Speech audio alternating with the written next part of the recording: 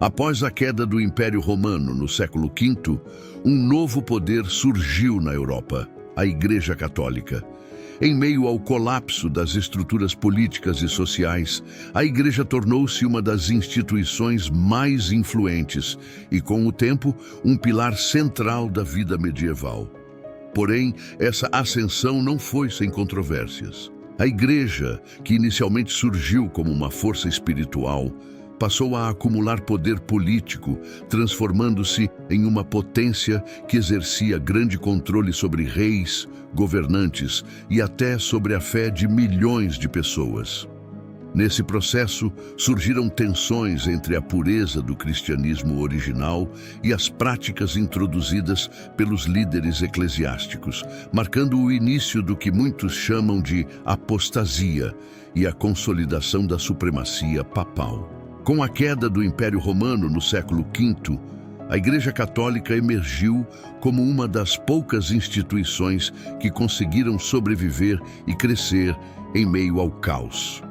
O Edito de Milão, proclamado pelo imperador Constantino em 313 d.C., legalizou o cristianismo, permitindo que a fé cristã fosse praticada abertamente e sem perseguições. Esse foi um marco crucial para a ascensão da Igreja, pois a partir desse momento, o cristianismo passou a ser aceito e até incentivado pelo poder imperial. A conversão de Constantino também teve um impacto profundo no fortalecimento da Igreja, que passou a ter o apoio direto do Império. No Concílio de Nicéia, em 325 d.C., a Igreja se uniu ao poder imperial, estabelecendo uma doutrina cristã unificada e reforçando a autoridade de Constantino sobre as questões religiosas. Esse concílio também foi responsável por definir os fundamentos da fé cristã, criando o Credo Niceno e estabelecendo a ortodoxia que hoje conhecemos. Com o apoio do Império, a Igreja se consolidou como a principal instituição religiosa e política da Europa medieval. À medida que a Igreja Católica se consolidava como uma das instituições mais poderosas na Europa medieval, a figura do Papa foi adquirindo uma autoridade crescente. No início, o papado tinha uma influência espiritual, mas ao longo dos séculos, essa autoridade foi se expandindo para o domínio político, chegando a interferir diretamente nas questões de governo e até mesmo nas decisões de reis e imperadores. O ponto culminante dessa evolução foi o Concílio Vaticano I, em 1870, quando a Igreja proclamou a doutrina da infalibilidade papal. Essa doutrina afirmava que, em questões de fé e moral, o Papa é infalível, ou seja, sua palavra é considerada sem erro, como se fosse uma extensão da autoridade divina. Essa afirmação foi um marco na história do papado, consolidando a figura do Papa como a autoridade máxima, não só na Igreja, mas também como um líder espiritual acima de todos os governantes do mundo cristão. Durante a Idade Média, os papas tinham enorme influência sobre os governantes da Europa. Em diversas ocasiões, foram os papas que determinavam a legitimidade de reis e imperadores, e sua excomunhão ou apoio poderia mudar os rumos da política europeia. O poder papal foi um dos principais motores por trás da unificação da Igreja e da centralização do poder na figura do Papa. Durante a Idade Média, o papado se tornou uma força não apenas religiosa, mas também política. No entanto, aqueles que temem e reverenciam a Deus veem essa ousada suposta autoridade divina da mesma forma que Cristo respondeu às tentativas do astuto inimigo. Adorarás ao Senhor teu Deus, e só a Ele servirás. Deus nunca deu uma dica em sua palavra de que designou qualquer homem para ser o cabeça da Igreja. A doutrina da supremacia papal, portanto, é diretamente oposta aos ensinamentos das Escrituras. O Papa não pode ter poder sobre a Igreja de Cristo, exceto por usurpação. Embora a Igreja tenha proclamado a infalibilidade papal, muitos cristãos, especialmente durante a Reforma, questionaram essa doutrina. Lutero e outros reformadores apontaram que as Escrituras nunca indicaram que qualquer homem fosse designado por Deus para ser o líder absoluto da Igreja. Eles viram a doutrina da supremacia papal como uma violação direta dos ensinamentos bíblicos. Os papas e a Igreja Romana acusaram os protestantes de heresia e de se separar da verdadeira Igreja. Mas, na visão dos reformadores, essas acusações se aplicam à própria Igreja de Roma. Foram os papas que abandonaram a fé que uma vez foi entregue aos santos, colocando tradições humanas e doutrinas falsas acima dos ensinamentos claros de Cristo e dos apóstolos. Os papas não se limitavam a guiar a Igreja, mas também tinham o poder de influenciar ou até mesmo controlar as decisões políticas dos reinos e nações.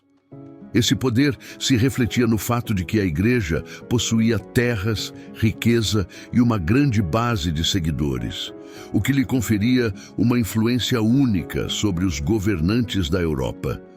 Em muitos casos, os papas determinavam quem poderia ser coroado rei ou imperador, e excomungavam aqueles que desobedeciam à sua autoridade. Um exemplo claro desse poder foi a coroação de Carlos Magno em 800 d.C., quando o Papa Leão III coroou Carlos como imperador do Sacro Império Romano Germânico, simbolizando a união do poder secular e religioso sob a autoridade papal. A Igreja, ao longo da Idade Média, moldou as políticas de reinos inteiros, tornando-se uma força decisiva na política europeia. A Igreja Católica, na busca pela pureza da fé, tornou-se responsável por uma série de perseguições ao longo da Idade Média. Aqueles que eram considerados heréticos ou desviantes da doutrina oficial, como os protestantes durante a Reforma ou os judeus em algumas regiões, eram alvos da Igreja. A Inquisição, instituída no século XIII, foi um dos instrumentos mais temidos, com tribunais eclesiásticos investigando, torturando e punindo aqueles acusados de heresia. Além disso, as cruzadas, iniciadas no final do século XI, foram campanhas militares promovidas pela Igreja com o objetivo de retomar Jerusalém, mas também resultaram na perseguição de muçulmanos, judeus e outros grupos. A Igreja, com o apoio de reis e governantes, justificava essas ações com a ideia de preservar a fé cristã e combater a infidelidade. Esses episódios marcaram profundamente a história da Igreja e seus relacionamentos com outras religiões e seitas.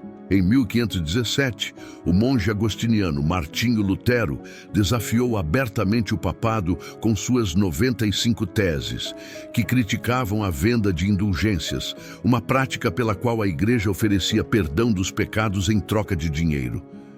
Lutero argumentava que a salvação não poderia ser comprada e que a autoridade papal estava corrompendo a verdadeira mensagem cristã. Sua revolta contra o papado se espalhou rapidamente, alimentada por novos meios de comunicação, como a imprensa, que permitiram que suas ideias chegassem a um público muito maior.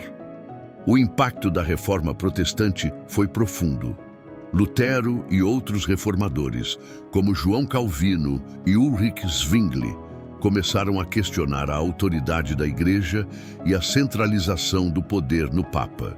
Isso levou ao surgimento das igrejas protestantes, que rejeitavam a autoridade papal e a prática de indulgências, e promoviam uma interpretação mais pessoal e direta das Escrituras. A Reforma não só dividiu a Igreja, mas também deu início a uma nova era religiosa, onde a fé e a doutrina cristã passaram a ser interpretadas de maneiras diversas, longe do controle do papado. A ascensão do papado, desde os primeiros tempos após a queda do Império Romano até seu apogeu durante a Idade Média, transformou a Igreja Católica em uma força poderosa, não apenas espiritual, mas também política. A luta pela autoridade religiosa entre o Papa e outros líderes religiosos bem como o impacto da Reforma Protestante, demonstram as tensões que marcaram séculos de história cristã. A Igreja, ao longo do tempo, foi desafiada, mas também manteve sua centralidade na vida dos cristãos. Hoje, embora a autoridade papal não seja mais a mesma, o papado continua a exercer uma influência significativa sobre a Igreja Católica e seus fiéis. O Papa ainda é visto como o guia espiritual de milhões ao redor do mundo, e sua palavra tem peso em questões de fé e moral. A história do papado é um testemunho da complexa relação entre religião, poder e sociedade, refletindo como a fé pode moldar e ser moldada pelos eventos históricos. O papado, com toda a sua trajetória, ainda permanece como um pilar central na Igreja Católica, mesmo no contexto moderno.